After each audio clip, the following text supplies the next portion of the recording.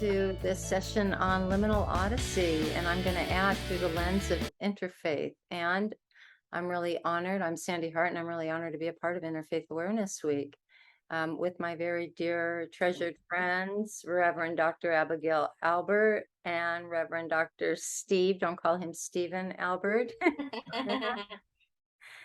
And I'm going to invite you to, Steve, if you would like to address everybody, if you have anything you'd like to share with us all. I'll just give you a real brief rundown. The Poway Interfaith team in 2017 put together a conference. That was a NAIN conference, and it drew 250 people from 20 different faiths. And before we put on the Interfaith conference, we asked the mayors of the cities around San Diego to come with us, to be part of Interfaith Awareness Week in their city. And 14 mayors said, yes, we will do this, and we will honor and respect all faiths, all religions, all backgrounds, whatever. And it was really wonderful. So once the conference was over, I looked at Abigail and I said, well, if all the mayors in San Diego will do this, I wonder if the governor of California will. And we contacted the governor, and he said, absolutely, Interfaith Awareness Week will be a yearly celebration the second week in August every year. Follow up the following year with URI, who contacts us and says, we'd like to be part of that. And we'd like to do it in their 107 countries. And all of a sudden, we are global.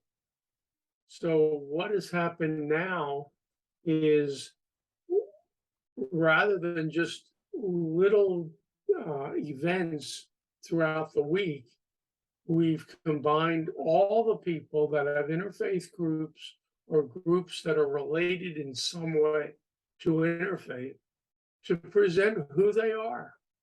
Because if there's one goal that we have for this conference, is for you to walk away and say, I'm not alone in wanting peace on earth. I'm not alone in honoring people no matter who and what they are. So that's the direction. And like I said, it's 7 days, 12 hours a day. And the only good thing is, if you want to break free and go to the Interfaith Cafe and have coffee and donuts, there's a virtual cafe on the website, Sandy, and you can have a full meal, a lunch, a snack, or you can just go to the bar on the first page. Everything's available. So thank you for being part of this. You are so much a wonderful soul, and can't wait to hear what you have to say. Well, thank you so much for that. And I now all that talk about food, and I'm hungry, but I'm not going to get up and leave right now. So thank you. And hello. And I see the principal has joined us. And at any time, I know Connie's camera isn't able to, her camera's not working, but if you'd like to show us you, it would be wonderful, and to create community here amongst us. But I'm just going to invite us, it's been a long day for a lot of us, and perhaps the same is true for you. I imagine if you are in the United States, then it's either late or a little bit later. And I invite you to let's just take a common breath together, because who couldn't use a good common breath? And this way we can all land together on the same ground. So take a deep breath and let it out with a ah.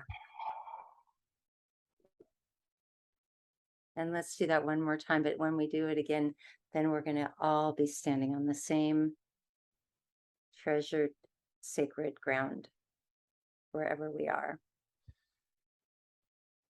Ah. Ah, I am really honored to be here. Again, my name is Sandy. I'm currently on the land of the original people of Paiute in southern Nevada. I come from the original territory of the Tongva in Los Angeles, California. And my ancestors who are with me tonight come from Lithuania and Latvia. And I always anchor myself whenever I introduce myself in that way. And I invite us all to consider doing that, because when we honor our ancestors, they appreciate that. As a matter of fact, perhaps you can even feel their hands on your shoulders right now, even if you did not know who they are or anything about them. They existed and they surround you. And here comes Ruth. And well, this is kind of perfect timing that Ruth is going to join us. So I'm going to start by telling you a little bit, even though thought you were coming, and you are coming to a conversation about the Liminal Odyssey. And what in the world is Liminal Odyssey is usually what people ask. It is the title of a book. It is a philosophy. It is an adventure, and it is a book. So, but we're going to be talking about pretty much the philosophy of it tonight. And but before I do want to frame it in what anchors me here, and that is my interfaith roots, which happened after the events of the morning of 9/11, where I woke to the same scene the whole world saw. And before the second plane could hit the building, I heard "Gather Women." And I didn't know where I was supposed to get the women or what I was going to do with them once I found them, but I said yes, and got my sacred marching orders. And that basically led me into some living room dialogues with our Orange County Human Relations Commission in Southern California. And there I found the women.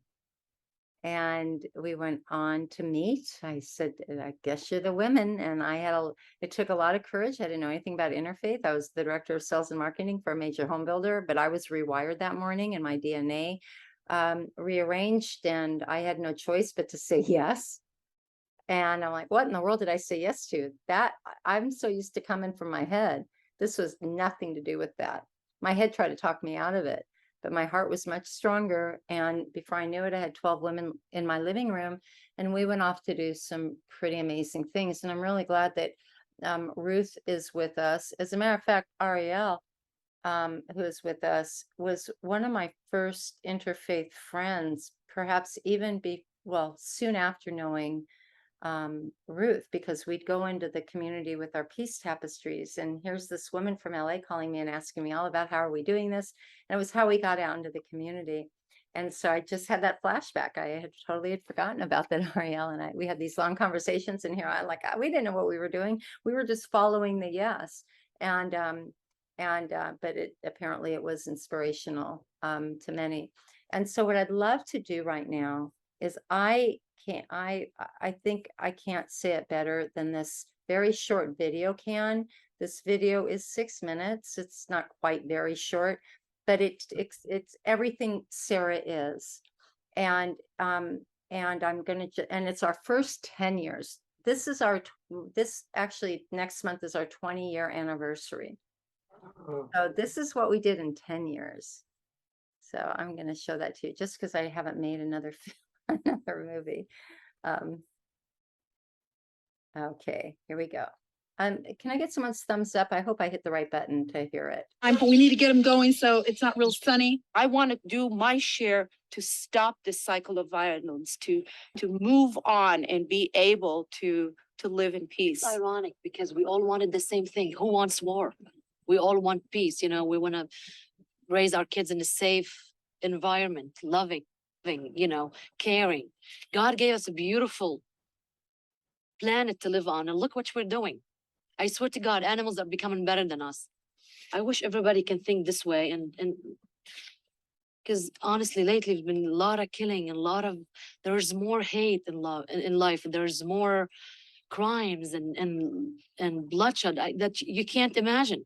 It's like you put the news on, and the only thing you can, all over the world, and it really scares me. It scares me. It's amazing. We Christians in the United States are so removed. have been so removed from this situation in our own little worlds. And after 9/11, all of a sudden, we were here. We were here with you all. And at our church, we were particularly focused on trying to think, my goodness, we've been so complacent. Now what can we do? I think we've had enough. It's about time, to wake up. If we don't, we're gonna keep on doing this until there's nobody else on earth. Hi, my name's Robin, and I met Sandy years ago when I heard of the idea that she had, getting women together to share their faith and to have compassion for each other. I just thought it was like marvelous because I really believe that the hand that rocks the cradle rules the world. And if we can all train our children to be compassionate and to know the truth about each other's religions and to respect each other, there's no reason why we can't all live together and create a happier place on planet Earth and no more wars over religion. That's what I really love about Sarah. Well, happy anniversary, Sarah. Spiritual and Religious Alliance for Hope. And I am happy that I'm here participating in this incredible women's organization that does wonders here in Orange County. And so I know that we're going to have 10 more, 20 more years, maybe even 30 or 40 or 50 years celebrating interreligious dialogue among women and sharing as sisters, love and friendship, and doing service in the community. Hi, my name is Mary Gregarian. I've been a S.A.R.A.H sister for maybe 4 years, I think. Where do I look? There? Okay. And I joined because one of my friends, one of my S.A.R.A.H sisters is a Muslim. And she said, oh, come and visit, come and see our meetings. So I thought I was going to be converted into Judaism or I'm Christian. To be converted to something that I didn't know. How foolish of me.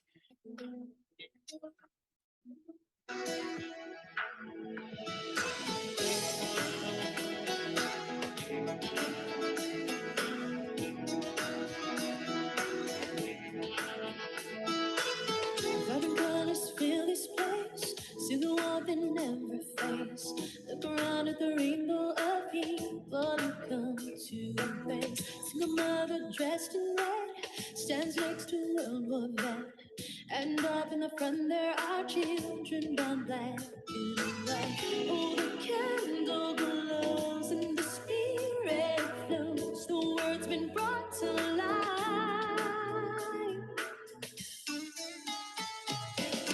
We come together today, put every difference away to share our colors of praise.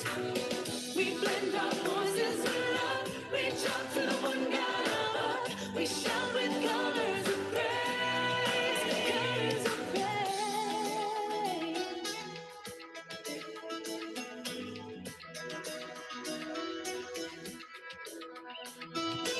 Each walk on different paths, look to find a love that lasts. Here to paint a picture of gladness and joy in God. Some in t-shirts, some wear ties. Many who have changed their lives. From the streets we have come to make this place a very home. Oh, the candle glows and the spirit glows. The word been brought to life.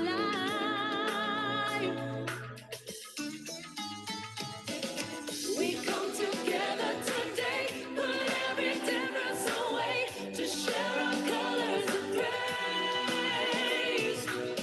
We blend our voices in love, reach out to the one God above.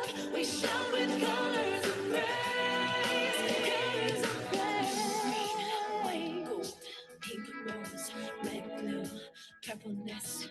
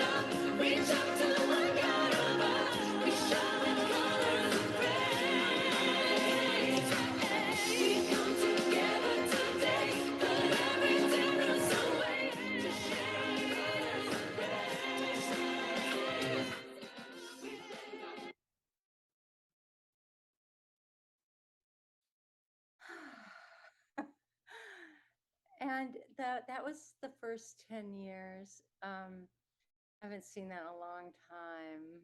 And but the last year was so different. And with COVID, we adapted, we responded spontaneously as we have always done, but now we were adapting spontaneously to the condition of the world.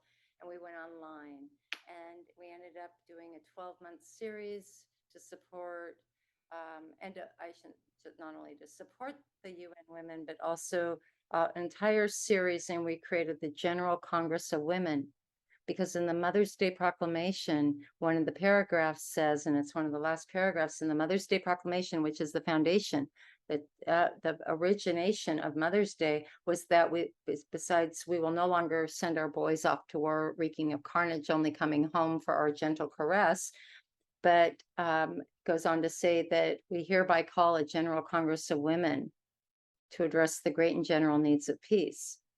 And we looked at that again because it was the 150th anniversary of the Mother's Day Proclamation and said, it's time we convene that General Congress of Women. And that's what we did.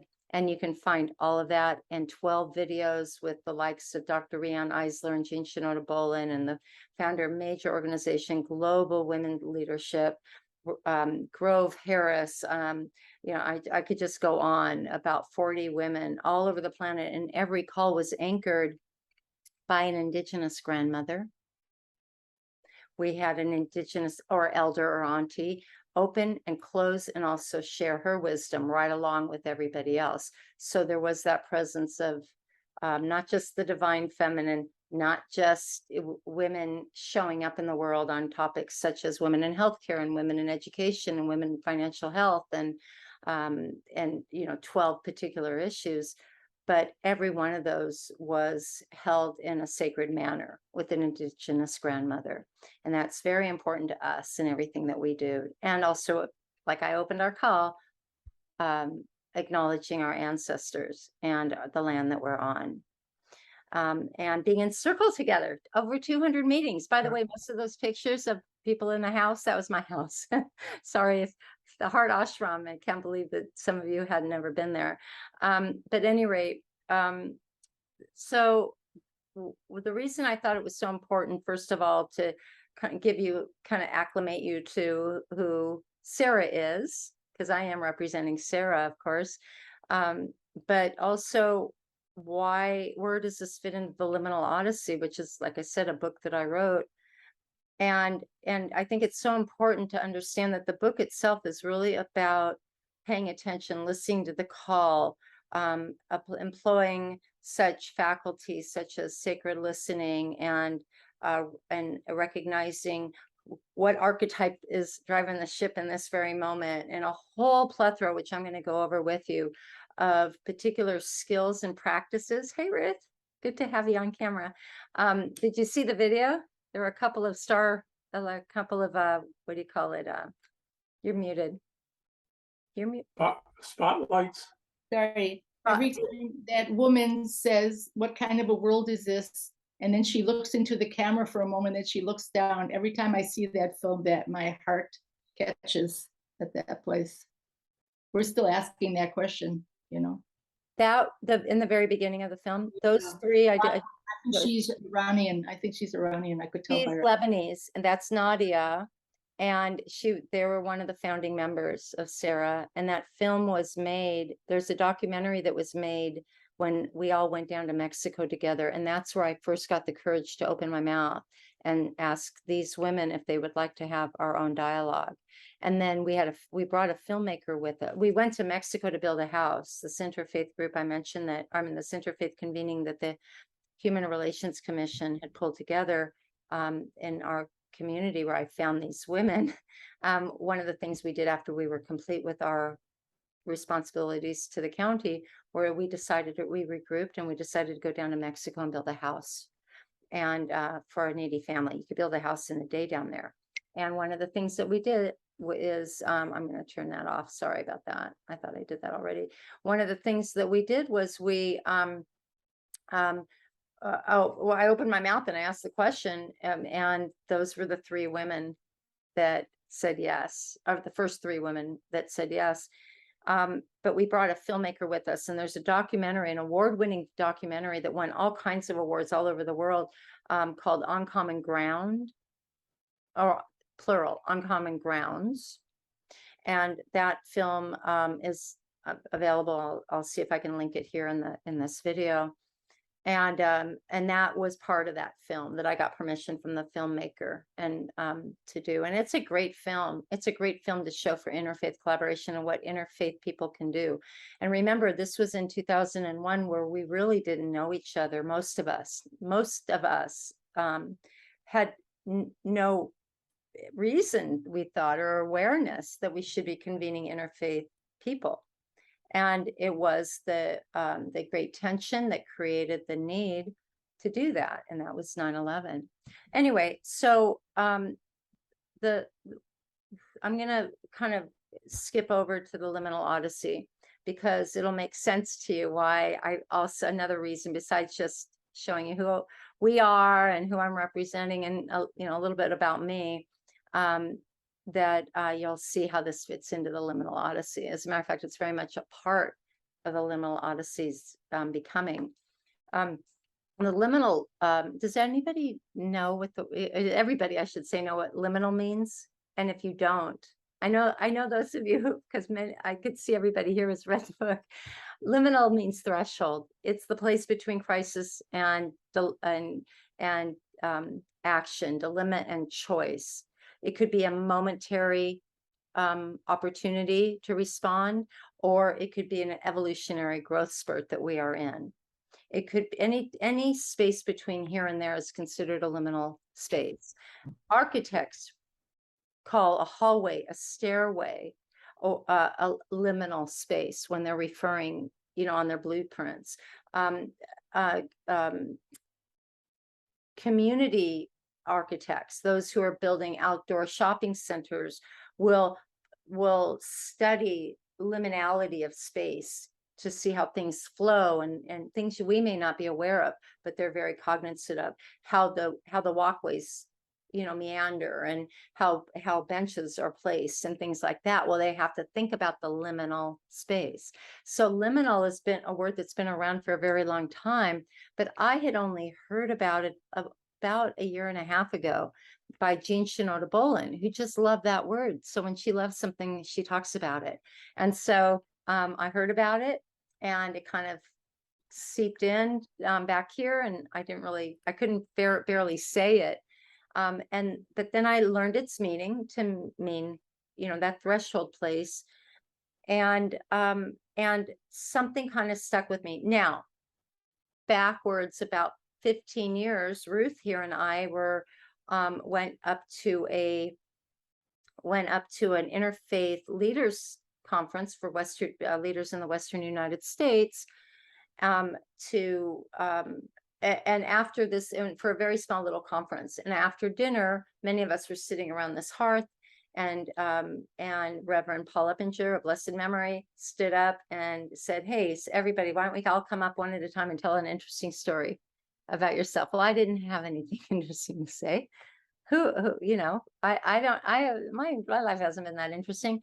But as I'm walking up, I'm like, okay, I guess I'll tell that story. And I began to tell a story about something that happened to me in 1982 at the Rose Bowl among 100,000 people at the event called Peace Sunday. Many of you probably have heard about the Peace Sunday event, because there's an organization now that is carrying that on.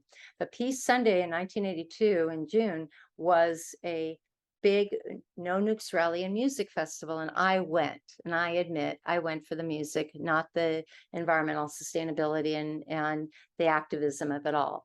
And yet so it's a very fascinating story. It's chapter 1. So I tell this story, and we're driving home, and Ruth is, "You've got to write a book." And she'd call me every so often, "Have you written that book?" And she'd throw me titles for this book. I'm like, "Ruth, all right." And I pick up the pen and I try to write this story, and I didn't have enough of a story to write, and I put it down. And I've done this a number of times over the past. As a matter of fact, I actually got somewhere in the book and I lost it. My computer dumped it. So about a year and a half ago, I go, okay, it's time to pick it up again. I think there's something there. I think I can connect some dots. And then it's at the same time I heard this word liminal. And I'm like, okay, what was going on inside of me? What was the threshold between the crisis that was announced and how I responded? You're going to have to read chapter 1 to know what I'm talking about. But what was going on inside of me? And that gave me a whole field of opportunity to go, oh, wow, there is a lot there. So I started writing. And before I knew it, I had a chapter. And not only that, I started thinking about other stories that happened to me in my life that were, I think, pretty cool too. And then what was going on inside of me there. So I wrote about that. And then I started noticing that each one of those stories I could almost relate. I definitely could relate a particular skill that I had learned through the process of that experience.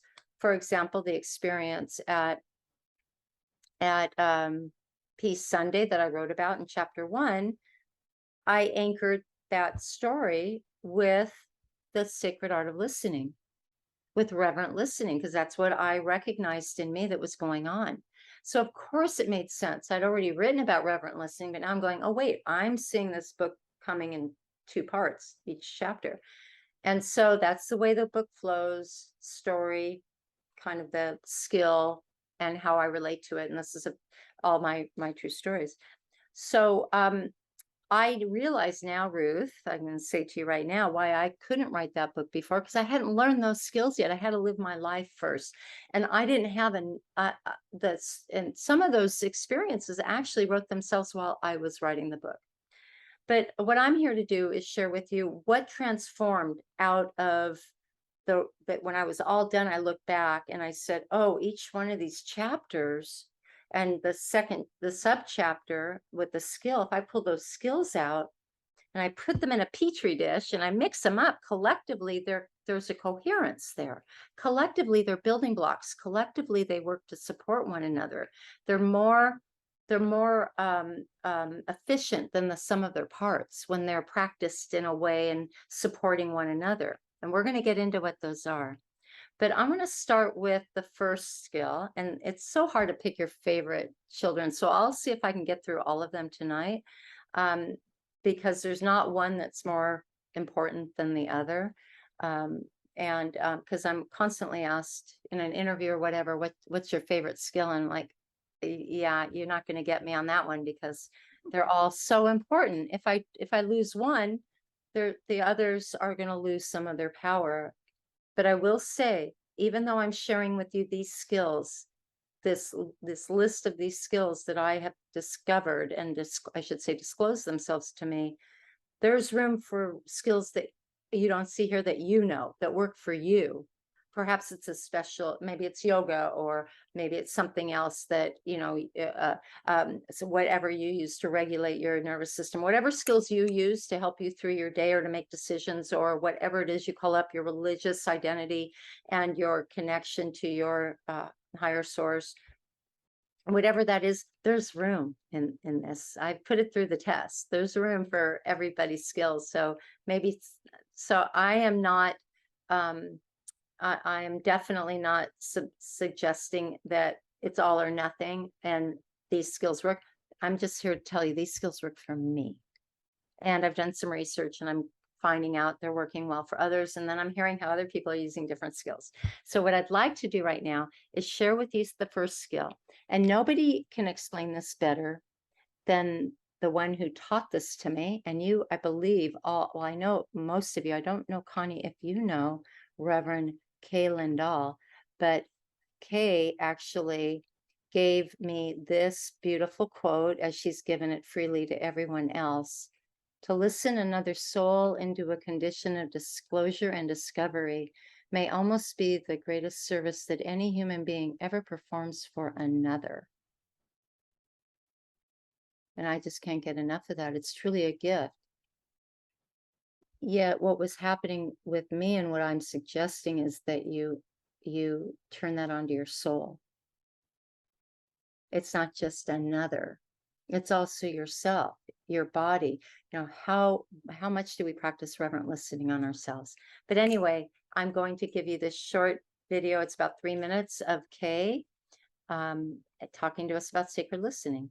And you know what? I know so many of you have heard this many times, so I don't think we can hear it enough. I can't. So if you don't mind, I'm going to show it, and because maybe Connie hasn't.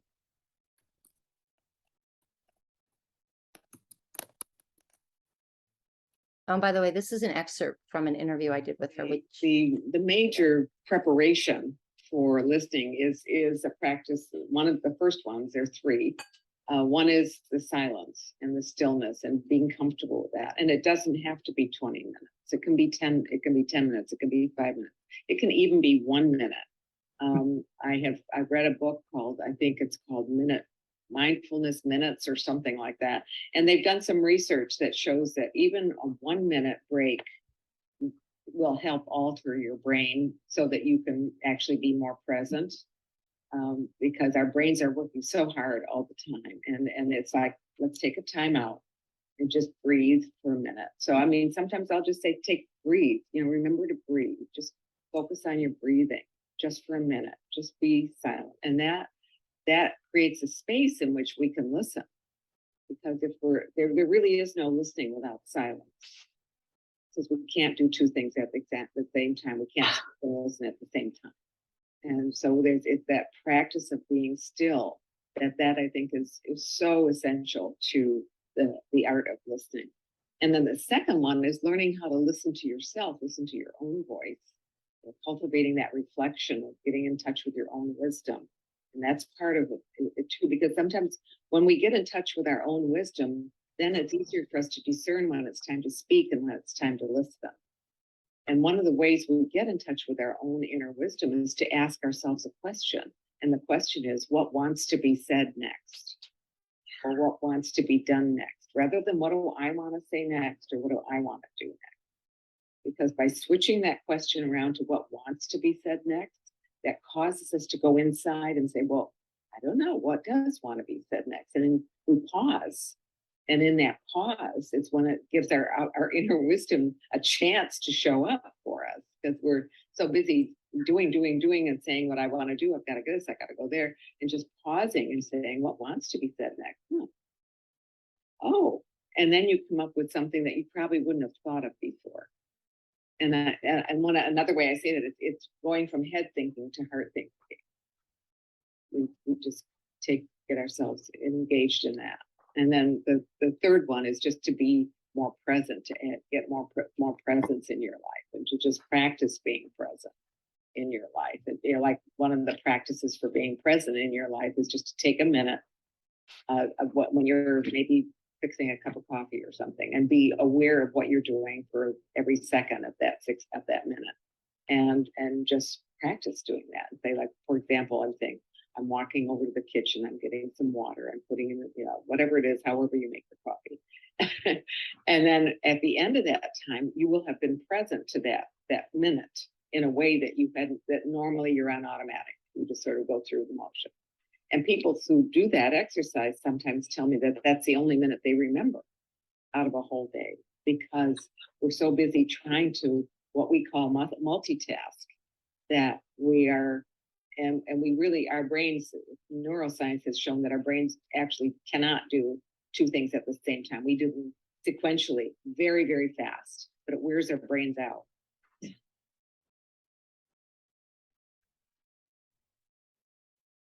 So as interfaith activists in community, this is probably one of the greatest practices we can master. How important it is that because we do so much in dialogue, right? And how well are we really listening? I'm not speaking to you because I know you personally, but I know there are others that are watching this, and it's something to really think about. And even if you're not a community builder, your family requires your whole heart when you're listening. And like I said before, your soul will rejoice when you can feel it in your bones when you are listening to your soul. This would be kind of a really fun time to have a little conversation, because we do have some time and there's not a lot of us, so we could actually do this without having to break into a session. Ruth said she had to go. That's too bad. And And this is a question that this never gets old. So if you've done this before in case workshops, I think it'd be fun to do it again. And we'll do it popcorn style. Who would like to go first? And maybe about, pay attention to your clock, and let's say maybe like 3 or 4 minutes each. And by the way, if it does go on a bit longer, just for the respective time, the bell will interrupt you, not Sandy. All right. So we have an agreement with that. I hate playing the timekeeper. Sorry, but we have so much to go through, and this is just the first of many that I can't wait to share with you. And again, this is all building capacity for being, as healthy and whole and in our integrity as we can be, so we can go out in the world and do our good work, our important good work in the world. And that's what you all do. So what does it feel like? Or share about a time where you were truly listened to. And what did it feel like? What did you discover about yourself?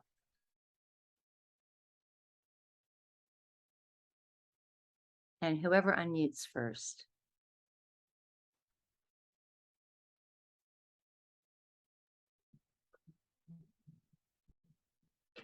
Okay, all right.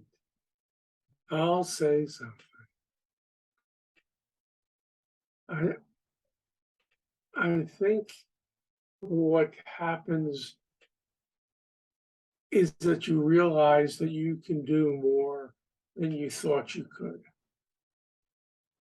That you talk to people and you say, I got an idea. I want to do this. I want to do that. And growing up, I had people all around me in school, teachers, counselors, say, oh, you can't do that. You'll never do that. And what I found out was that I could. I gave myself permission to go beyond what other people thought of me. I always use the example, my college counselor in high school told me I wasn't college material. And so I have 3 college degrees, the ordination, and I taught college for 44 years. I refuse to have somebody say, nah, you can't do that. You can't bring a conference together online with over 40 organizations. That's not possible. So I think what it does, if I'm answering your question right, is it's giving me validation that I can do more than what seems to be the norm. Does that make sense? Is there anything else that wants to be said?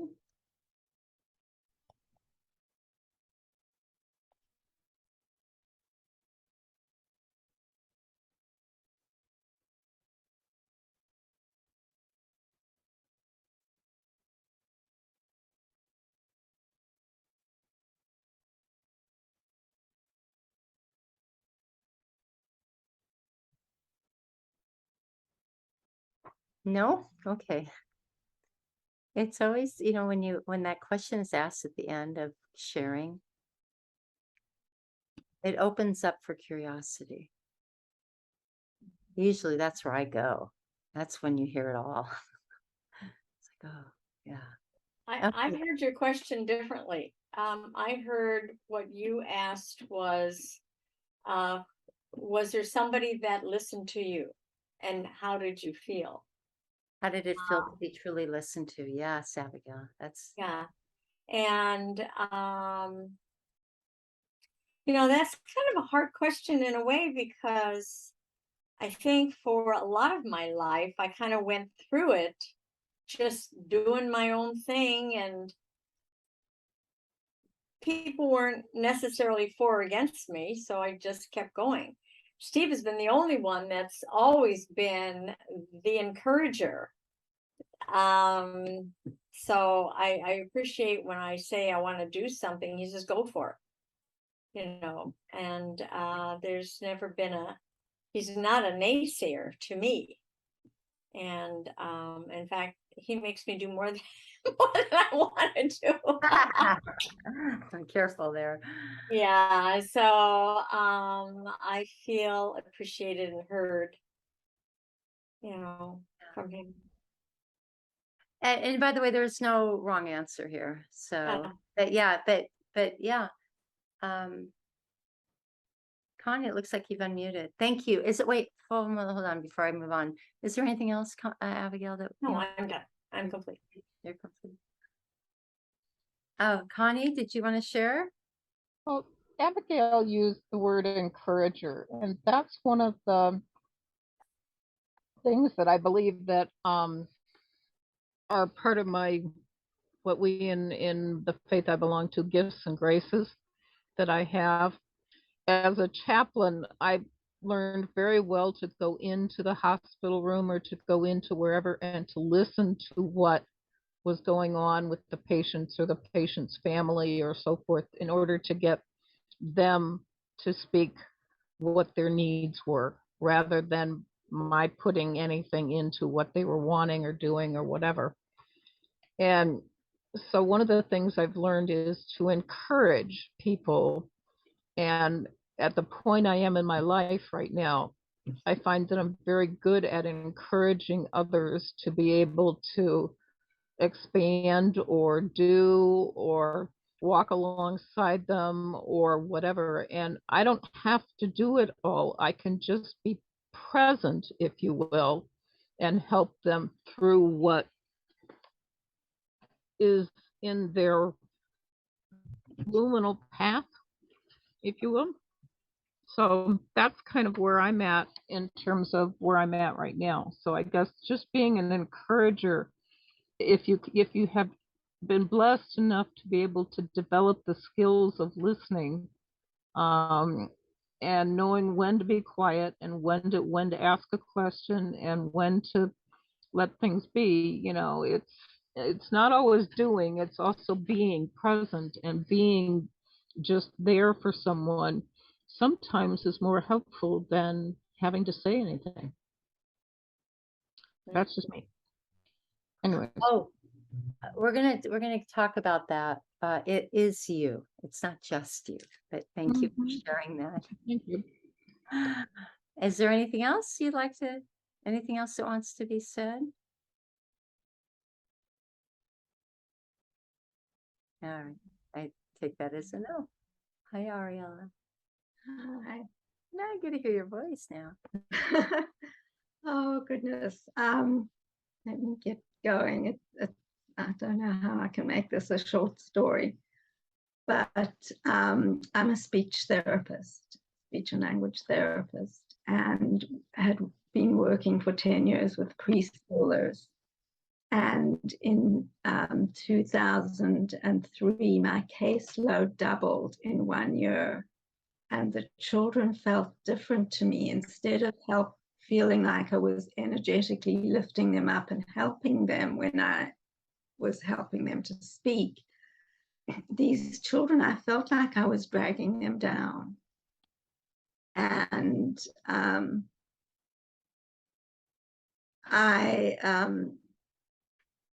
there was nothing in the textbooks or at conferences about that. And so I went online, and the Kogi tribe in the Amazon said there's a more evolved way of communicating than we do with words. And it's communicating with your heart and your mind and your soul. And so I thought, well, maybe these children that I'm working with are designed to communicate in that way. And when I try and make them use words, I feel like I'm dragging them down. And once I had made that conclusion, I got a message to create a center to support the arrival and thrival of the new children that I was seeing. And I try from conception.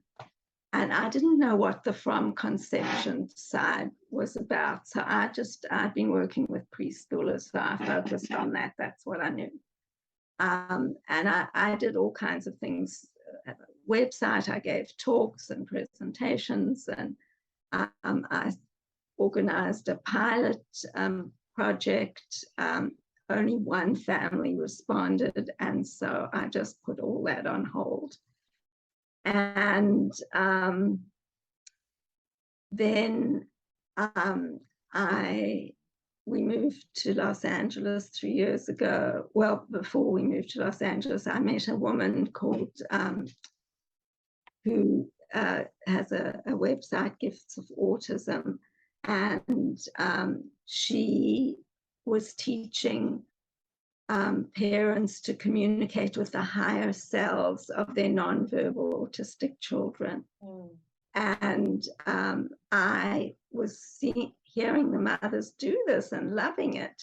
And I didn't have an autistic child, but I did have a 2-year-old grandson in San Diego, and I decided to try communicating with his higher self.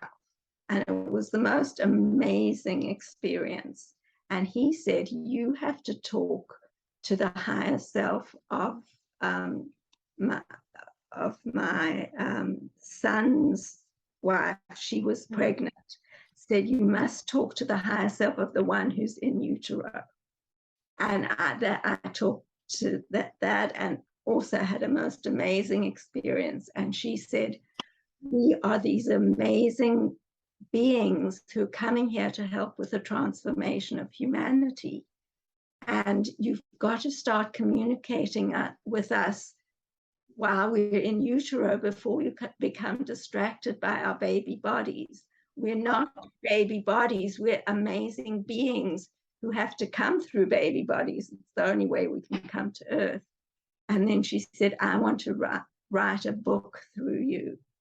And so I couldn't, nobody in my family would listen to me, but this woman who had shared it, the idea of talking to autistic kids, higher selves, she listened to me about communicating with the higher selves of all children.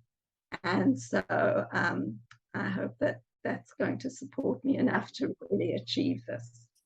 You know, this is such a big conversation, and I'm so touched. As a matter of fact, I hated to even show the bowl, let alone ding it, because I think what you're talking about is apropos to the whole big picture of what the Liminal Odyssey is about. And that is, we don't know where we're going, but we know we're on our way. We know we are in an evolutionary growth spurt. This is the unknown place that is calling us. How do we prepare ourselves to show up there, or to midwife it in our most divine integrity self? And to this concept, and I know the Kogi, it's a whole nother story, but yeah, this is so important that there is another way. And this is about, we're going to get, let's move on, because I'm going to point to this a couple of times, because thank you so much for sharing, but I do want to just illustrate. And your book came to me. What's the name of your book? Liminal Odyssey. Oh, I thought your own book you were writing. Andy, can I ask one question before we go on? Yeah. One question. To Ariel, in your communication, was it through words, or were you telepathically communicating with the higher self? Well, the way she taught it was that you have 2 chairs facing each other, and you ask their higher self to sit in the chair facing you. And then you go and sit in their chair and let them come into your body and use your voice. I started that, but I have memory issues, and I wanted to have a record of what they had said. And so I asked if instead of speaking through me, they could write through me, and then I'd have that recorded. So that's how I did it. Okay, it's wonderful. So it's really interesting, because what you're doing is you're getting out of the way of that construct that we've been duped into in society since the Dark Ages. and or even before, really the agrarian age, where we learned how to commoditize earth and come over, and that just sort of was a slow drip that really created a lot of problems for us. I mean, it created the industrial age, it created the patriarchy, really did serve us, and we wouldn't be on a computer right now with microprocessors if it weren't for that, or have a car to drive perhaps. So it served us, but it's time to move on. And this is my vision, I feel in my bones sort of a thing. I wouldn't call myself a visionary unless that means agreeing with what you just said and knowing it to be true. Because when you ask a question that isn't from you, if you're filtering something other than you, you're in a state of awe and wonder. You're in a state of curiosity. You're in a place of non-judgment. All of those places we have to be in when we're sitting in circle too, but we're too much in our head. Thank you. I can't wait. And I would probably, you and I would love to have another conversation with you on this. I do want to share something and move on, because we can come back to this. Remember in the beginning, I said I don't have a favorite child with this. Reverent listening runs through everything. I would call it the bonding agent of all of the skills, because you have to employ that first before you can recognize all of the other skills. But you know, it's really interesting when I ask this question in circle, I usually get the same sort of response. It's how do we listen? It's the power of listening. But what this shares with me, and maybe this is not fair because we didn't have enough time to really stop and think about it, but typically people don't really know what it's like to truly feel listened to. I mean, it's just the condition of our society. 50% of our day is in listening. Only half of that is in intentional listening, and 17% is in what we can remember, but even that dissolves over time to half. And that's like 8% of our whole day is in reverent listening. And so as much, because we go, our society is so fast.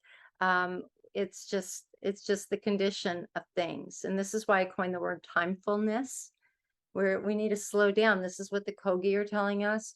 This is what's necessary for you to have that essence to essence communication that the Kogi you're mentioning. Hi, Mike, that you were mentioning.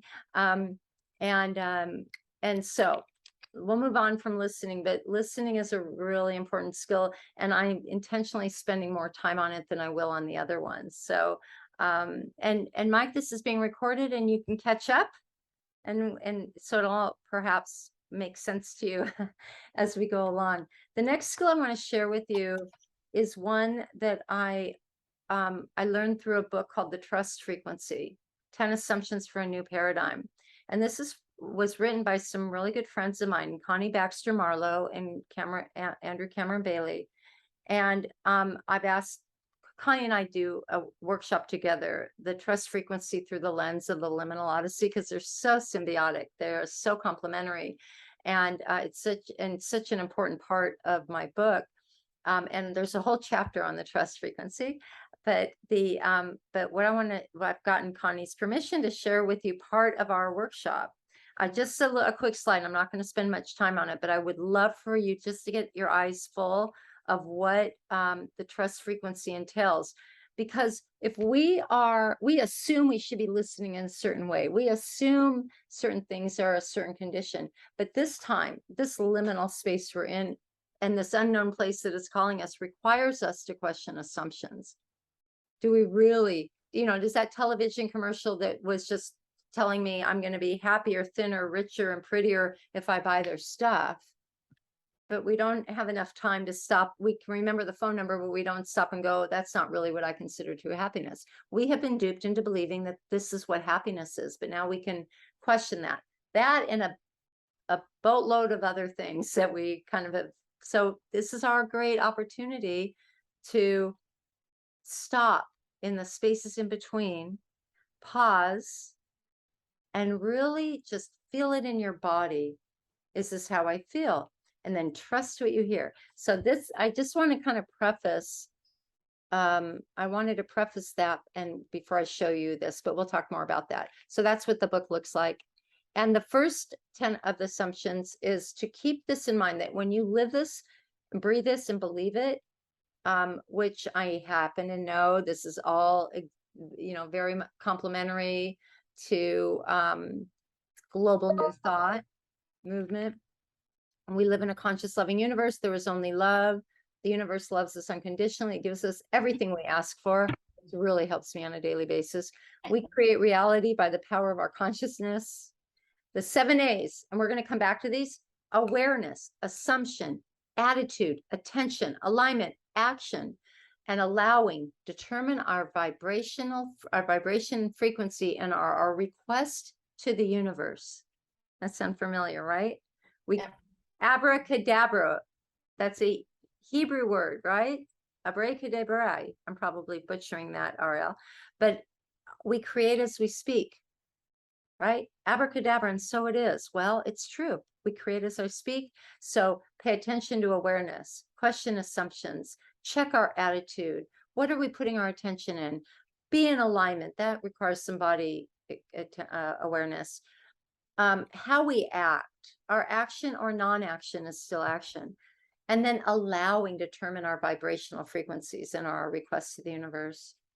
Oof, free will is an absolute law of the universe. We have the freedom to choose our frequency. We are the masters of our own divinity. In other words, no victimizing. That's what I tell myself. Circumstance guides us on our journey to wholeness.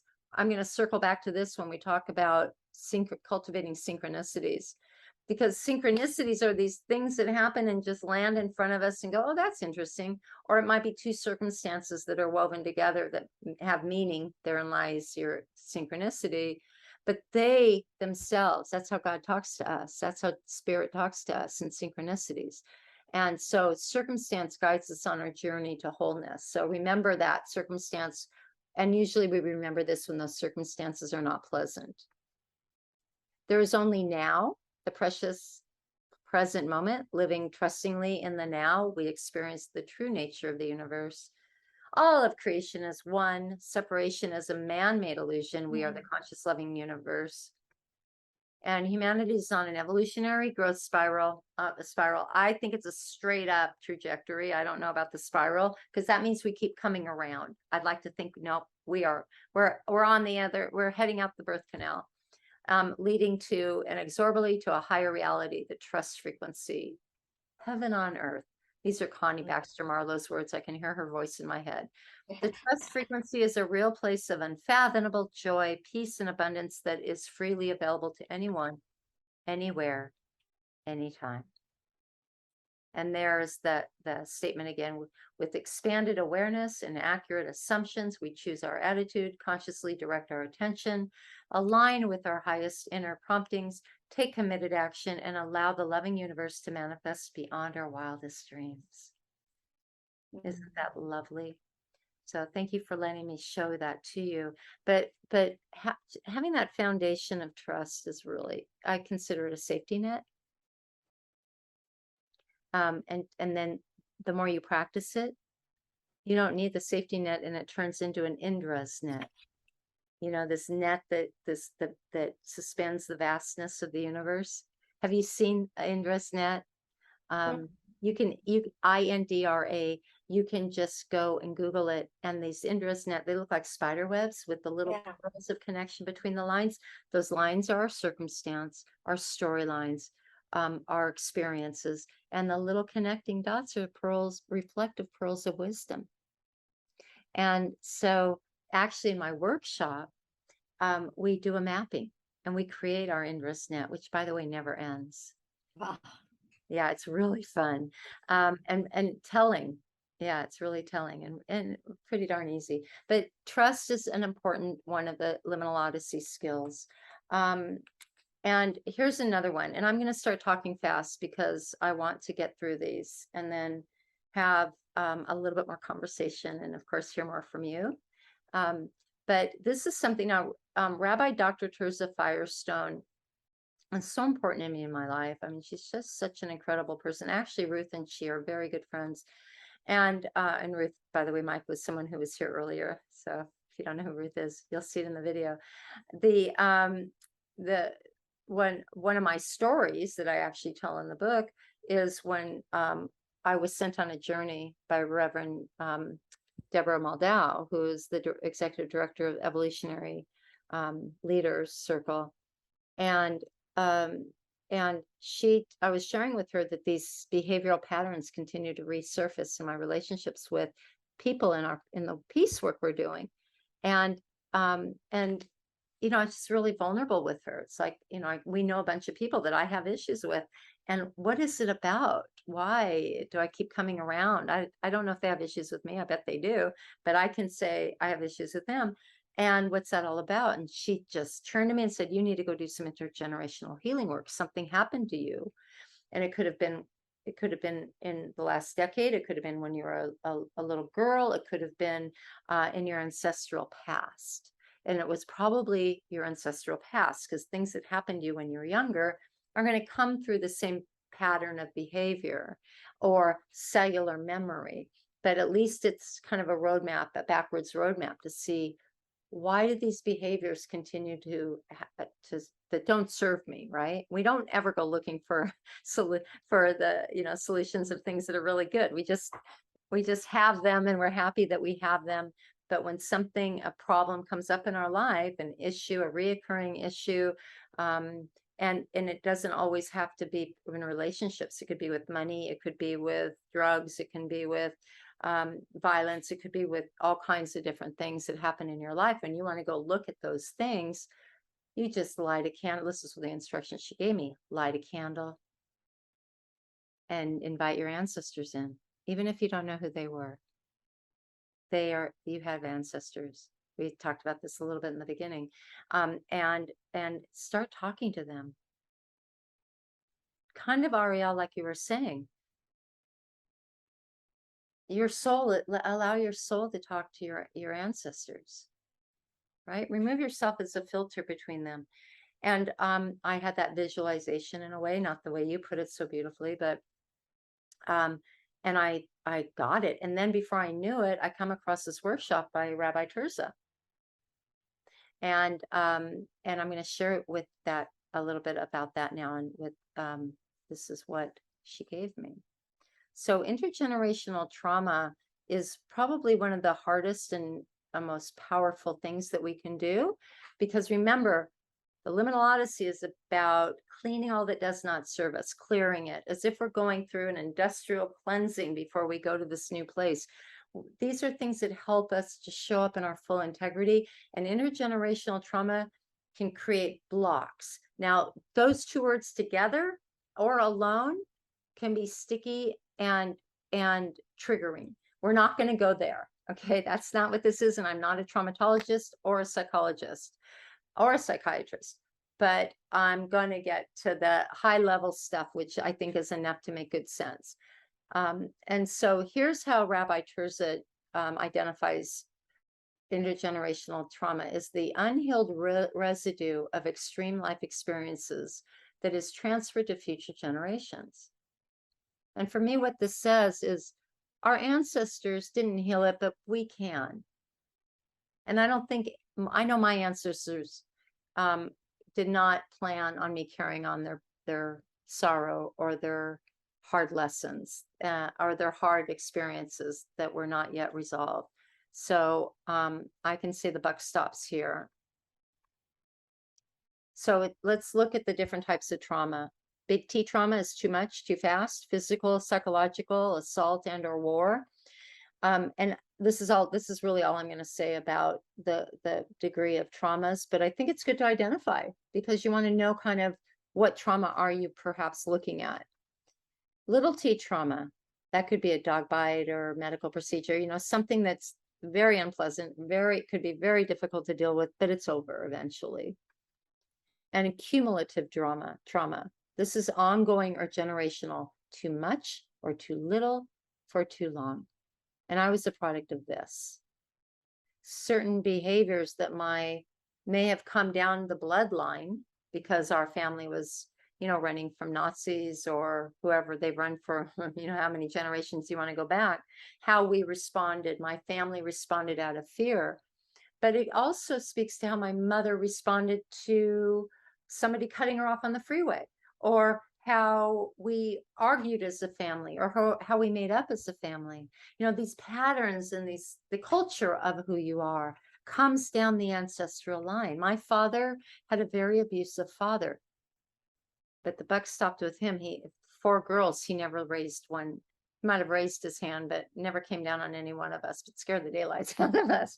But then I was I never even so much as lifted my hand, my voice maybe even on my hand. So we can chip away at that. So what we are going to look at are those behavior patterns. And when we trace the patterns in our own lives and those of our immediate family and family of ancestors we never met but share a common branch with, we discovered shared traits and experiences. That's just what I just said. And like I said, it can be anything. It can be relationship to money. If you're victimized, if you're a victimizer, if that just might be a pattern in your family, if it's easy for you to just say it's not me, or look what happened to me, not for me, that just might be something that came out of how you were raised or what you were around. And once you identify it, you're halfway there. And then you work on it. And all of these things, by the way, now's a good time to say all of these things are practices. And we're going to get to that too.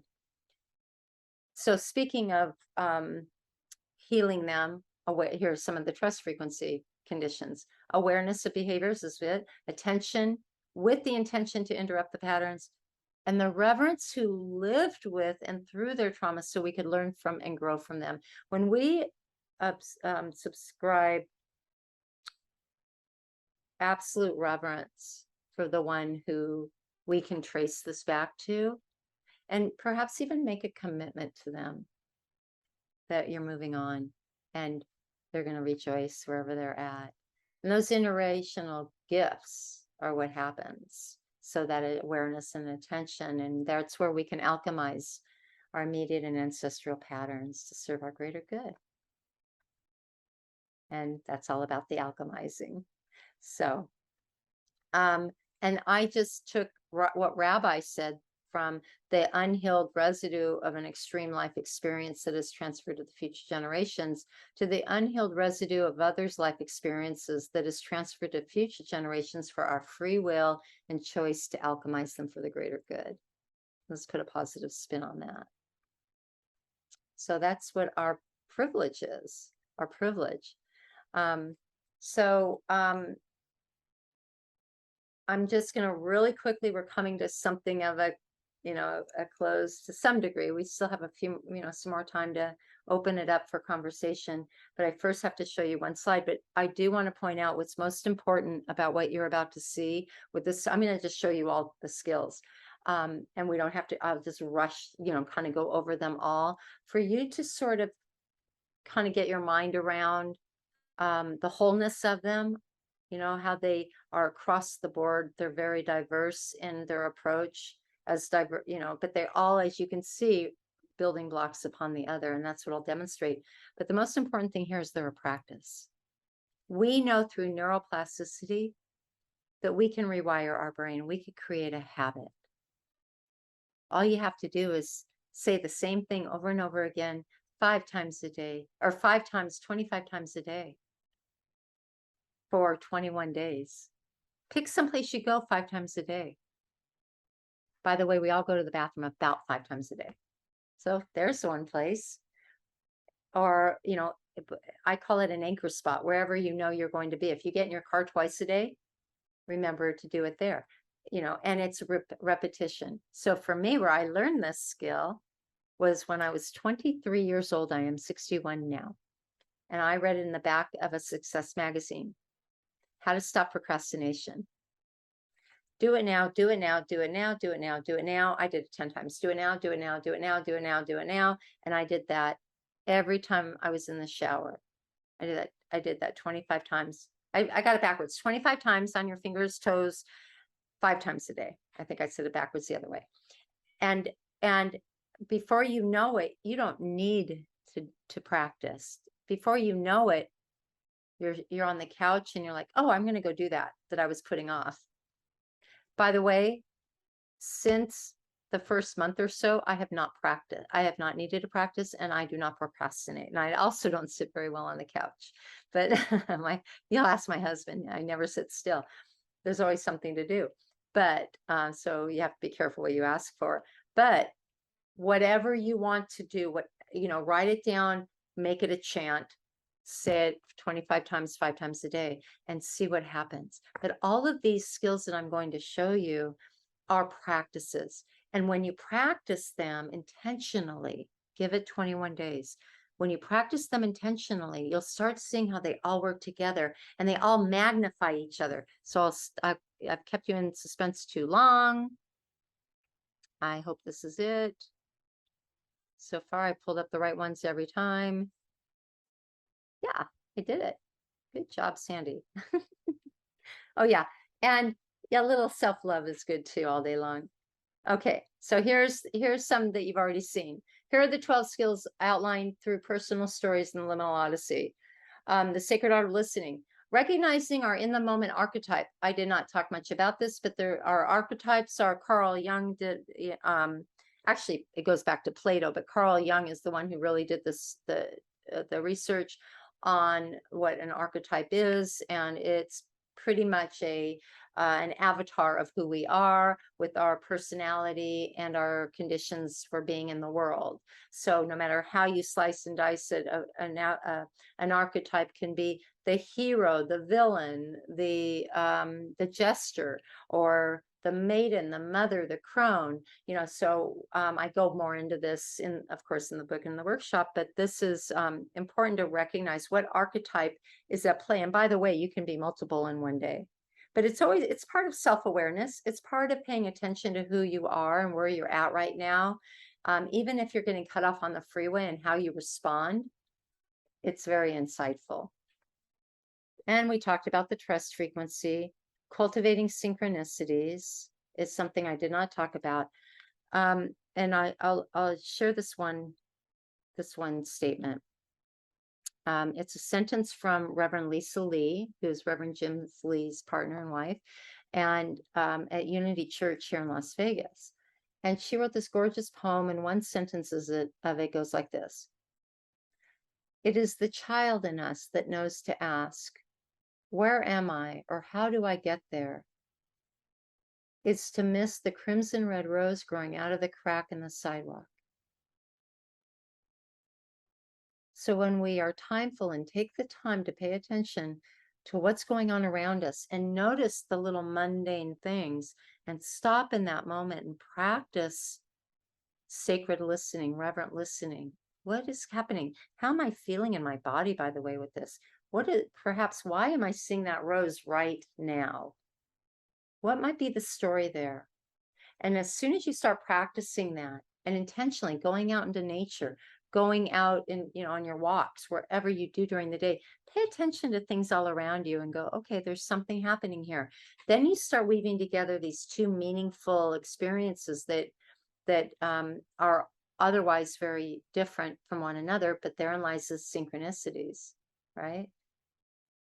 So I was just talking about this can of seltzer water, and Abigail was mentioning, watermelon flavor of something else. I'm like, oh, that's funny. I've got watermelon seltzer water right here. It just, right off the top of my head.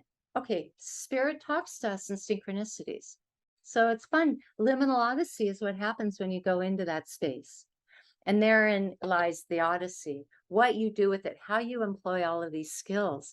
And the more you do and trust what you're seeing and recognize who is seeing it and practice the sacred art of listening, you can see how they're all partners and they all are building blocks for one another.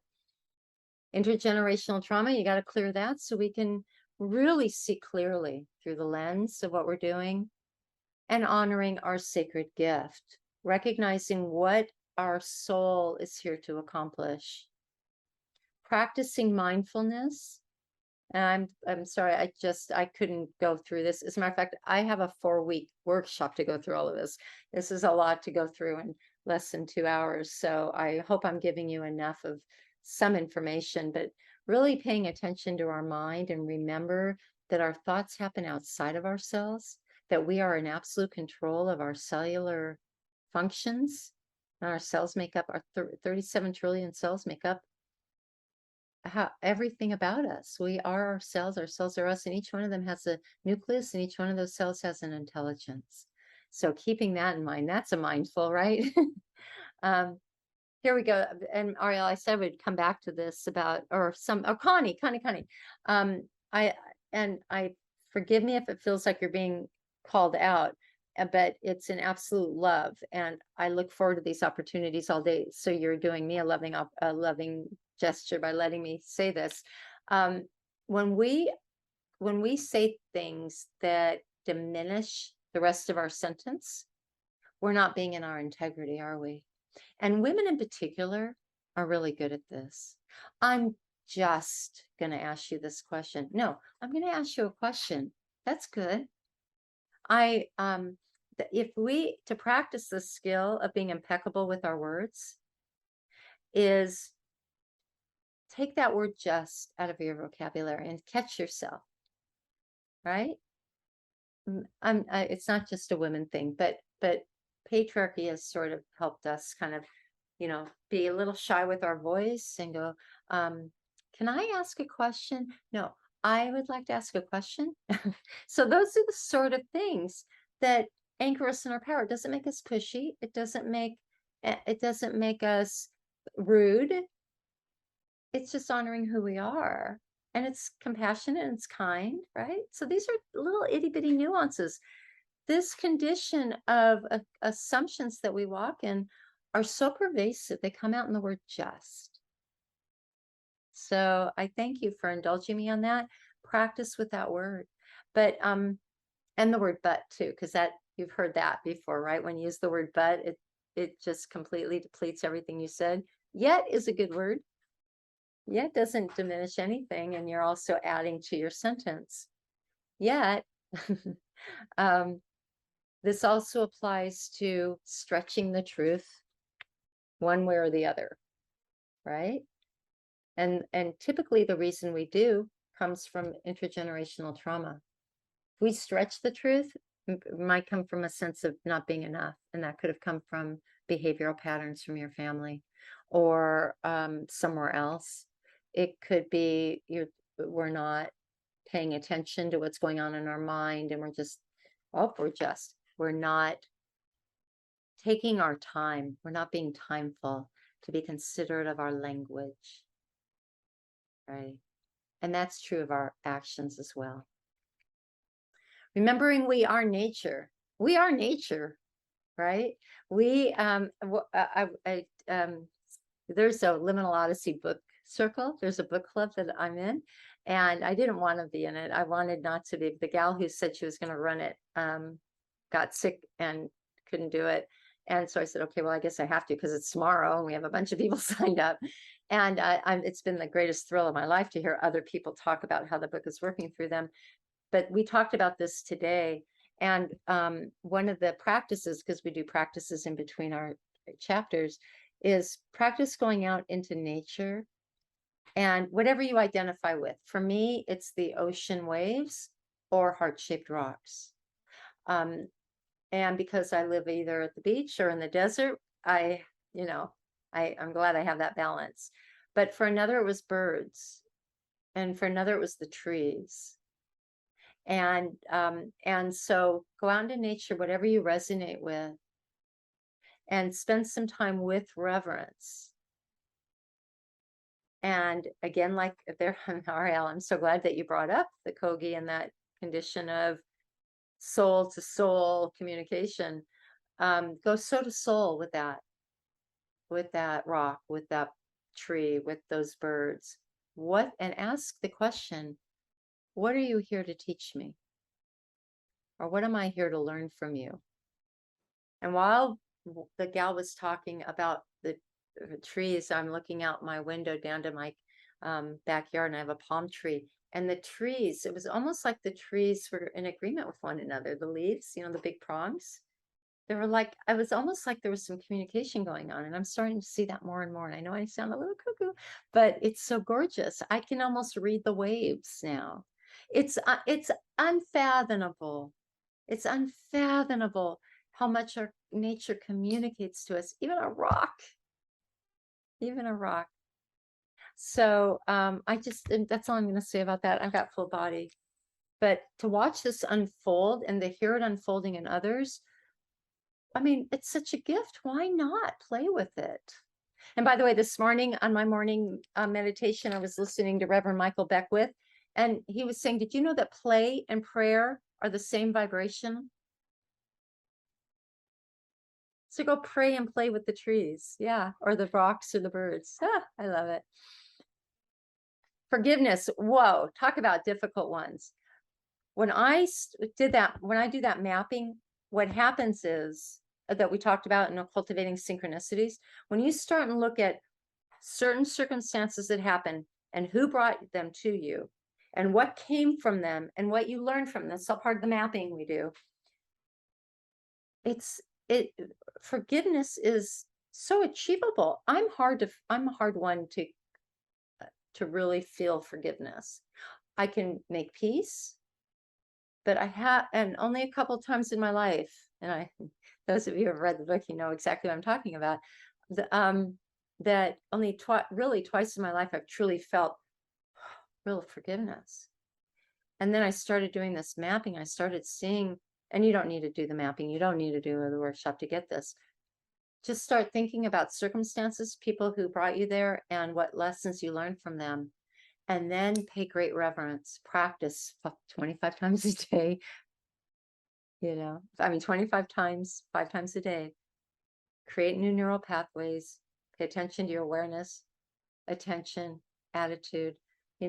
Go back to all of these skills and go, okay, I see it all working together to build fortitude, to build muscle, to make forgiveness achievable. Identifying our sacred task is slightly different from the skill I mentioned earlier, but this is where you get to ask your soul, what are you here to do? Where do your passions meet the needs in the world? And if you're not doing that, ask yourself why. That might just be an assumption you're living in, or someone else's assumption that you agreed to. Just like community, it's nothing more than a collective agreement by all its parts, which is what culture is. Culture is a collective agreement by all its parts. So if you're in a community and you're doing community building, what you all agree to and how you all agree to be, that's what's going to determine your community. So it's the same with identifying, your task. You determine your frequency of what you're here to do and what that is. Where do your passions meet the needs in the world? What is your soul here to do? What lights you up? What makes you in the flow? What makes you dance? And by the way, we should all be having fun here, right? And then how to be the sacred gardener of that. That means how to really nurture that, how to really hold that like a seed in your pocket and nurture it and love it like it's a child you are nursing into being. Growing a child is like, and with absolute pure love. And this is all I think, in my opinion, this is really what our soul wants from us. And I've done so much talking today. So let's unmute and you guys can take a load off of me now. And why don't we talk about that? Like, has anybody had that experience where you've woken up to what your divine assignment is? Or like when you're in the flow? Oh yeah, Stephen, okay. Oh, yeah. Okay, let's hear it. Oh, yeah. And a lot of that happened for this conference. A year ago, when we had Interfaith Awareness Week in 2021, when it was over, I was done. That's it. Okay, I'm gonna either go to the sky, or I have nothing to do. This is it. I'm done.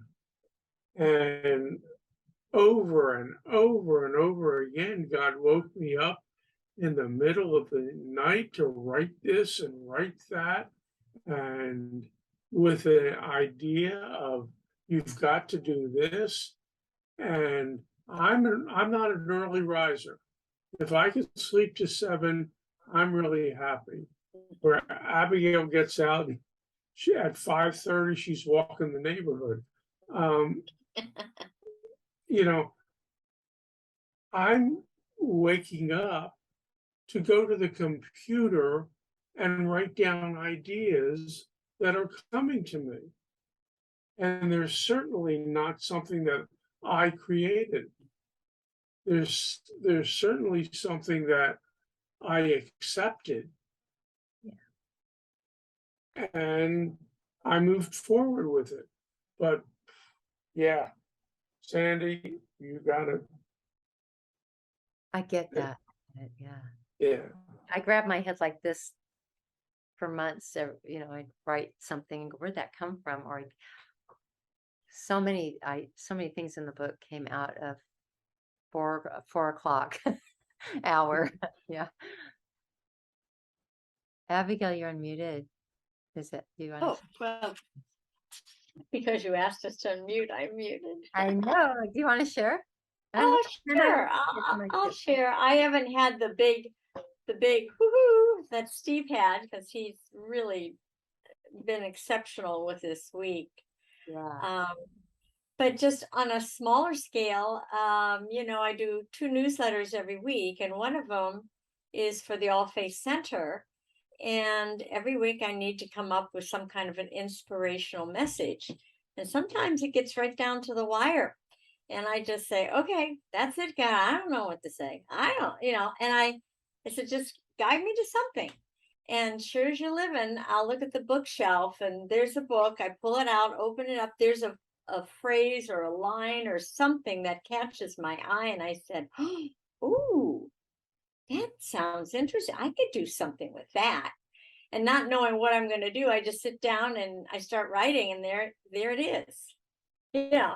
And so that happens weekly for me. And so I just trust that. And just a lot of times I'll just know to stand up and do something. Go and do that. It's just like I just get up and do it. Like, why am I doing that? I don't know, but I'm just doing it, Like, for instance, yesterday I took a walk and I knew I was trying to get back so I could get showered for the 8 o'clock morning program. And I just had the feeling I got to go down to the labyrinth, just go to the labyrinth. And I kept thinking, I don't have time to go to the labyrinth. Go to the labyrinth. So I said, okay, follow it. So I went to the labyrinth and I cleaned it up because it had a lot of eucalyptus leaves on it. And everything else was fine down below. And then I look out my window later in the afternoon and I realized there's this car there. And I know this lady has been to our labyrinth walks, and we have opened our labyrinth to the public. Anybody who wants to walk it can come anytime. And I just had the feeling that she came that afternoon and walked the labyrinth. And I was so glad I cleaned it up for her. So it's sometimes for me, it's the small things. And other times it's larger. So, and sometimes it's not even doing something. It's like retreating from something. Yeah. For so many years, I was with a cantor, Cantor Lori Frank. She and I would put together the Thanksgiving program for the Point Power Interfaith team. And she retired. She just retired this year as cantor. And I said, it's time for me to let that go and let somebody else take the reins. And so I have. And it's just kind of interesting to let it go and let somebody else take over that, that program and how they want to do it. I have no idea what they're going to do. I kind of want to put my foot in, but I said, no, I'm just stepping back because that was guidance for me to let somebody else take over. So sometimes our guidance is to do something, and sometimes our guidance is to stop doing something. I'm complete. I just have to interject here because knowing the both of you and what you do and what you both spoke about it, thank you for being open and receptive to spirit driving you in so inspiration. How does Reverend Michael say it? Inspiration pulls you until vision pulls you until inspiration pushes you. And being that sacred gardener of whatever is put in front of you and saying yes and following it, not questioning it, and trusting it. And that's enlightened self-interest. That is what it means to be a spiritual activist, is when what you are doing is in service not only to yourself and your soul, but to others. And the most selfish thing I can do for myself is to do something like that for you. So thank you for that. Yeah. Thank you both. Yeah. Thanks. Hi, Mike. We haven't heard your voice. Would you like to unmute? Say hi and anything else?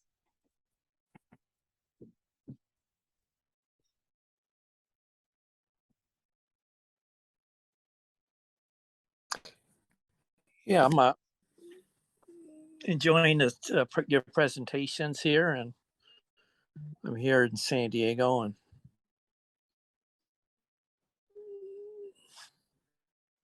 Yeah, thank you. You want to share anything about your divine assignment, your calling, your sacred task, your sacred marching orders, however you, whatever it might be, or however you respond to it, whatever you're called to say.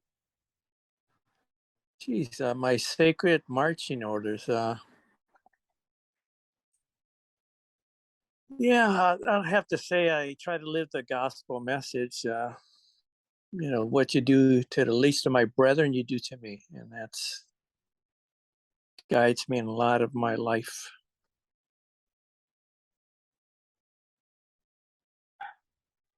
Nice. Well, there it is. Right? I mean, we're all that's enlightened self-interest for sure. Thank you. Thanks, Mike. Sure. Nice to see Thank you. you. Yeah. I may be moving to San Diego, by the way. I'll use San Diegoans. So, anyone else? Ariel? I think what I shared is is a sacred task to get this message out in a book or podcasts, but to just get this message out, I think is my sacred task. There it is. That's what your soul came here to do. And what a privilege it is to be alive at the same time as you all, really. That we're all here in this magic canoe going in the same direction together. And we all need each other to be answering that call, whatever it may be. I need you to be as equipped as possible. And that means you just being in your happiest, blissful place. That's all we need from one another. Yeah. I love it. Yeah, this is mine, what I'm doing. I get tickled when I get to do this. Connie, would you like to share?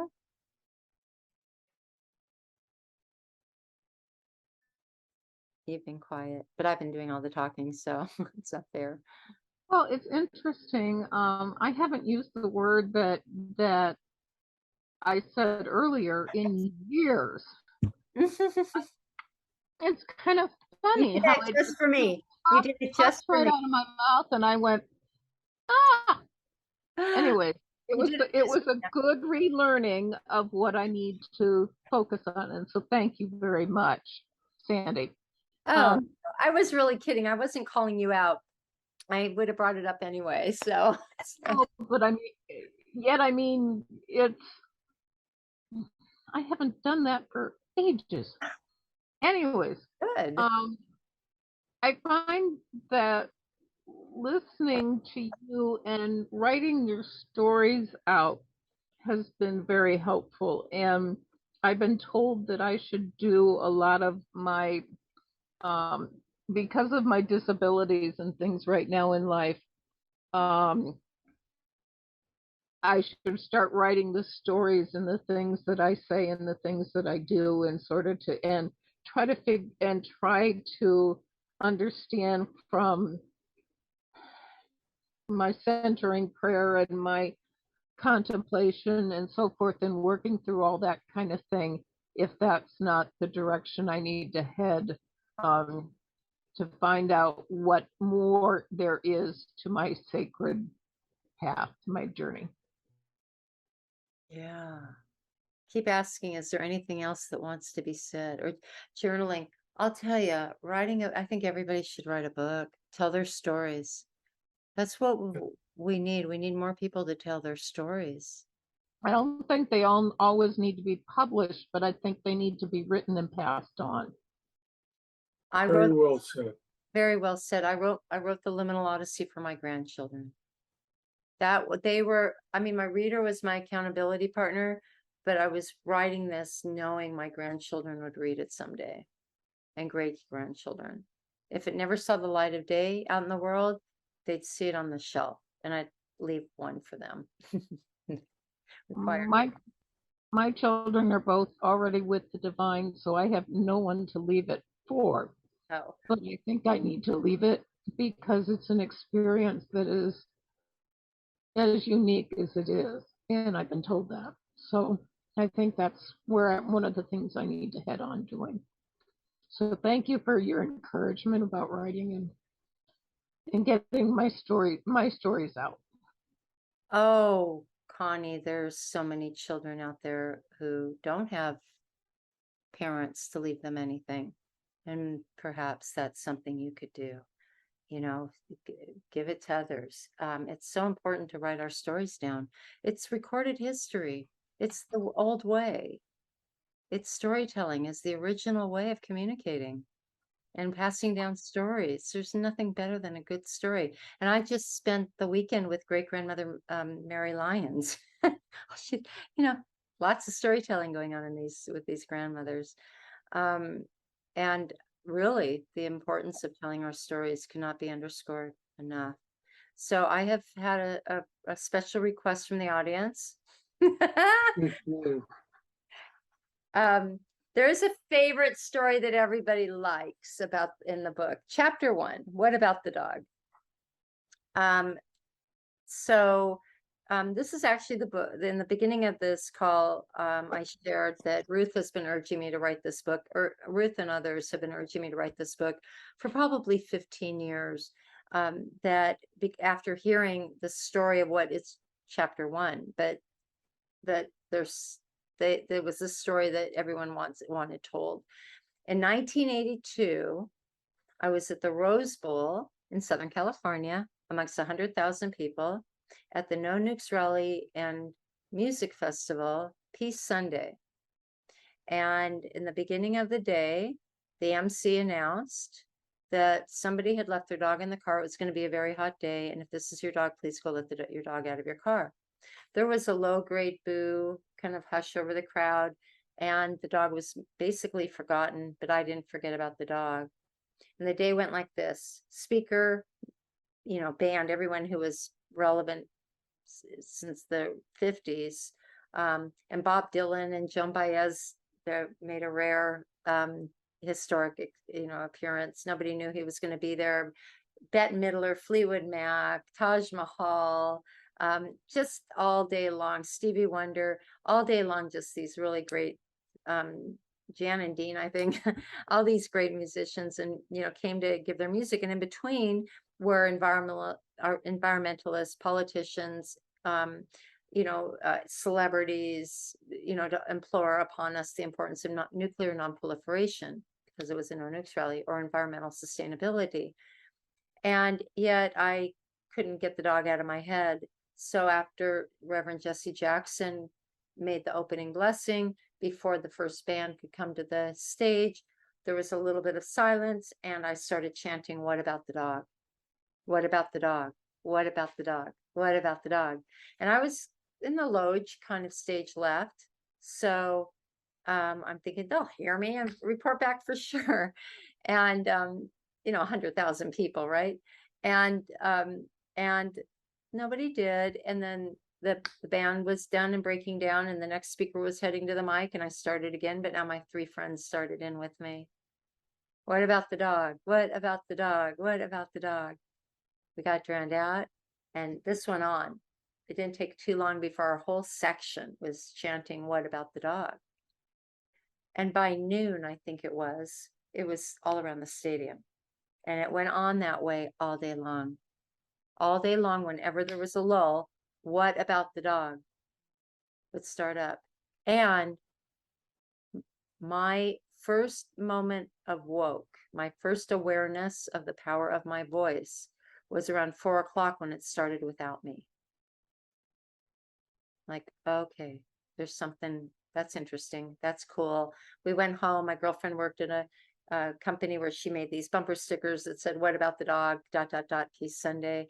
But then, that kind of faded out. Every now and then I'd get, because 100,000 people in Los Angeles, eventually you're going to run into somebody with a Peace Sunday t-shirt, and you grab them and go, what about the dog? And they would know what you're talking about. Or I'd get a honk, what about the dog? But all right, so time goes by, and then fast forward to 15 years ago, Ruth and I were at this conference, this small summit actually, and we were invited to tell an interesting story. I didn't have an interesting story, but then as I'm walking up to tell my story, which I hadn't even figured out what story I'm going to tell yet, out of my mouth came this story that I just shared with you. And everyone seemed kind of interested. Wow, that's really cool. And now throughout the weekend together, they pulled me aside and go, that was pretty cool. I'm like, okay, there's something there. And Ruth on the way home was like insisting. And if you know Ruth, you know what I mean when I say insisting, and was relentless actually for about 15 years, not letting up, throwing me titles for the name of the book. And so I tried to write it. I didn't have enough of a story to write. And then at the same time of hearing this word liminal, I could put some meaning to what was going on inside of me. And that's when everything just unfolded. 11 more stories, 11 more skills, 11 more mystical awakenings. And that's what I mean. When you start writing your story and start thinking about what's going on, applying the Liminal Odyssey to what's going inside of you, the things that appear to be mundane or miraculous, those things that look insignificant are insignificance. And I can't imagine having gone through my life and missing this. It just makes me weep to think that so many go through their life not, stepping over that crimson red rose in the sidewalk, where there's so much there. You could dive into that, not knowing we can actually communicate with our natural world, because we are nature. Yeah. Knowing how the dog was okay, right? Oh yeah. Oh, that's you gotta say the dog was okay. The dog is fine. And it was dusk, and Mr. Stevie Wonder was led to his piano, but before he sang us a song, May Peace Prevail on Earth, he was about to ask for 5 minutes of silence, but he wouldn't have gotten it. Cynthia Fox, who was the MC, didn't go to the microphone and say, you want to know about the dog? The dog is fine. But you know what, another reason where I really knew that this story was something I really should seriously consider trying to write about, was when we were all together at the NAIN conference, the North America Interfaith Network in Arizona. You guys were there. And I had to go home before the banquet. And this is a conference for interfaith leaders and interfaith organizations to come to in North America. And it's usually a 3-day workshops and gatherings and such. We go on an excursion together. We've had an adventure, haven't we, Abigail and Steve? We almost got flooded out in a bus. Detroit, yeah. Anyway, so I get home because I had to get home to my family. Ruth calls me and she goes, Sandy, you won't believe what just happened at the banquet. She goes, Paul stood up to make his announcement, Reverend Paul, the same Paul who hosted us the year before in Northern California, where I told the story. And he starts by saying, I don't remember where I heard this story, but it goes like this. And he proceeded to tell my what about the dog story. Goes, well, what about the dog? And Ruth stood up over here in the banquet hall and goes, and he goes, that was Sande Hart. And Betsy Wiggins stands up from she was on the other side of the room and stood up and go, and the dog is fine. So I'm like, that is a story I really should be trying to tell. And I tried after that, I tried again, but it wasn't until I heard this word liminal that story had so much more meaning and then unfolded. Oh gosh, just like an accordion. It's like, oh my stars, look what I would have been missing.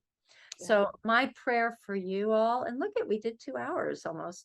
My prayer for you all is that you write your story and you apply some of these things we talked about, and you spend time on, well, really, what was that about? And what are my assumptions? And all these things, and see what happens. And when you're done, when you think you're done writing, ask yourself, is there anything else that wants to be said? There usually always is.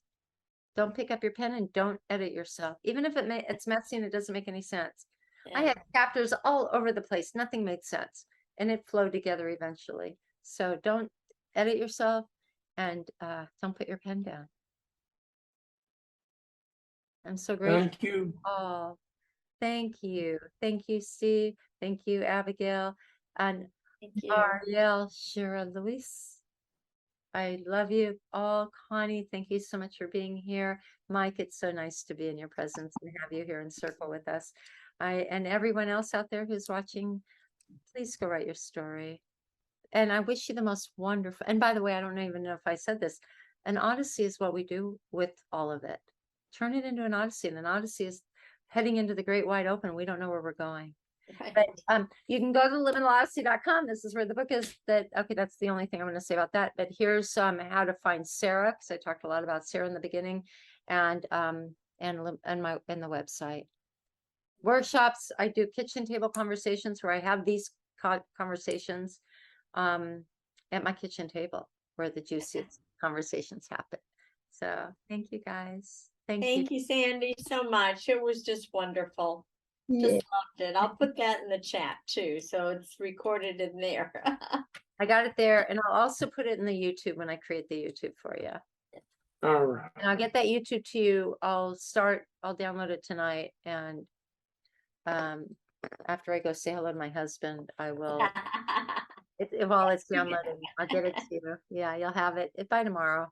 Okay. All right, everyone. Thank you, Sande. Bye, Bye. everybody.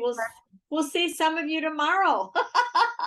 Yeah, we got 2 more days. 2 more days. 24 hours worth of presentation. Yeah. Okay. Yeah. Love you all. Thank Bye, you so much, Sande. you guys. Thanks for all your hard work. Bye.